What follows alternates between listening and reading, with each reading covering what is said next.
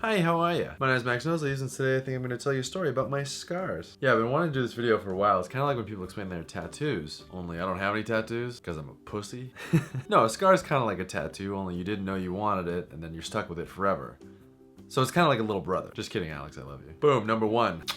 My thumb. It's kind of hard to see, but there's a nice slice down the middle of my thumb, right on the fingerprint. When I was a little kid, I got a chemistry set, and it came with a scalpel. Now, for those of you who don't know what a scalpel is, it's a really fucking sharp little knife. What I failed to realize was, I thought that there was a sharp end and a dull end. So instead of using it like this, I decided to use it like this. And so I pushed into it like that. Blood fucking everywhere. I ran to the bathroom, I ran it under some water, because I figured water would seal the wound. My dad is actually an emergency room doctor. Luckily, he was at work, so mom drove me to the hospital, and then they started sewing my hand up. Now, I was all shot up. In theory, that there was no pain there, but I was freaking out. I mean, this is the most blood I've ever seen in my life, and it's coming from my own body. You know what I mean? I was screaming nonstop. Finally, my mom, in a stroke of genius, plops a comic book right in front of my face. Actually, hold on, I think I actually have the same comic book. Here it is. It's an old Daredevil comic book. Ugh, smells old. So basically it looked like this. I'm sitting here, my thumb's here, it's gashed open, blood, blood everywhere. I'm screaming. Oh. Okay. No joke, this comic book saved my life. And by this comic book, I mean my mother and father, so. Thanks, guys. So I survived, thank God, but now I got this giant line through my fingerprint, which I always felt like it was a huge bummer because I knew that one day I'd commit some elaborate crime, and then when they were dusting for prints, they'd find a print, and then instead of like having to take it back to the lab and scan it and all this shit, they'd be like, oh, there's a giant line through his fingerprint, that's obviously Max, let's go grab it.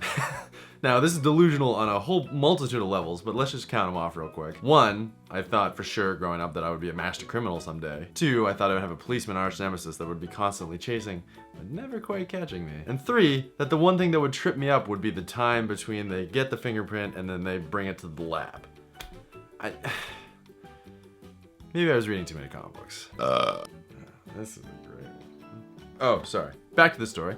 Los dos. I've talked about this one before, but this one's on my eyebrow, right here. It's kind of hard to see, but it's like right there on my eyebrow. I wrestled in high school and then later in college. It was my favorite sport by far. But one day during practice, a friend of mine, kneed me in the head. And then he left me with this gash on my face. My beautiful face! I didn't know what to do. I was a bloody mess, so I just covered it and ran to the athletic trainer's room. But when I got there, the entire girls basketball team was just sitting there getting their ankles taped or whatever. I guess they had a game right then. And all the trainers were helping the girls, so they didn't even see me come in. So even though I was like covered in blood and like delusional and dizzy and everything, I didn't know what to do other than stand there and politely wait for someone to help me. Finally, one of the basketball girls was like, hey, do you want to help that bleeding guy over there? He's just standing there bleeding. And now that I think about it, looking back on it, I probably looked like a serial killer or fucking horror movie guy or whatever. Huh, and that's probably why I never got invited to the girls' basketball parties. That totally explains it. The only bad part was I got this fucking scar on my face, and my friends called me Harry Potter for like 6 months after that. Which was always kind of annoying, cause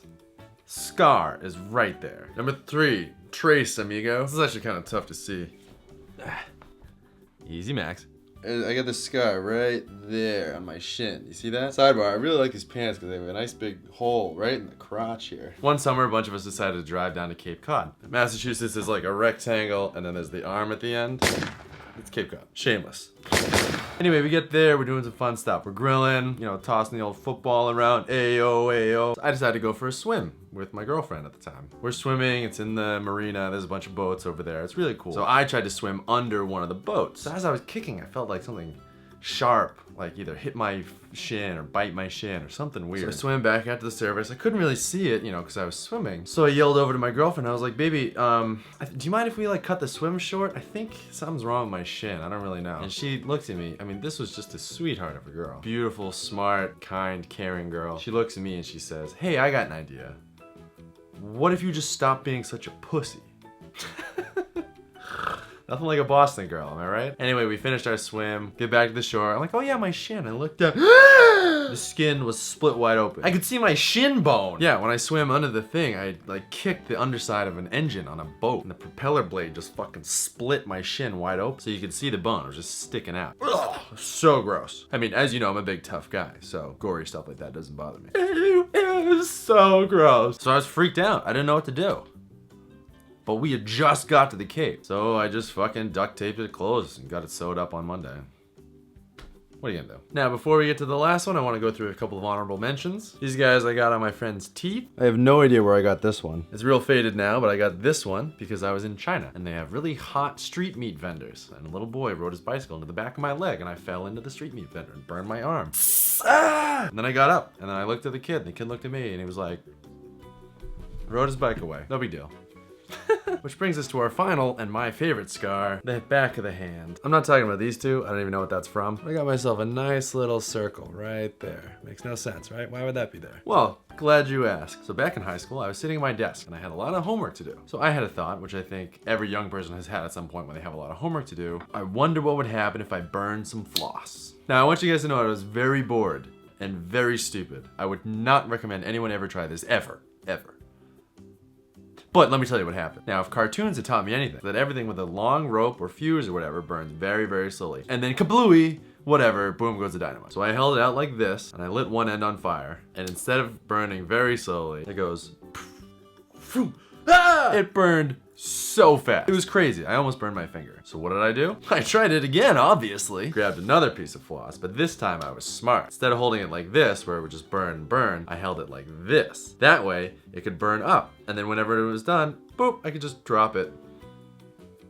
Well, spoilers. So I tried it again. Went like this, got my little lighter like that. Ooh. Only this time it went poof, and then a little bit plopped off, and it dropped, plop, right under the back of my hand.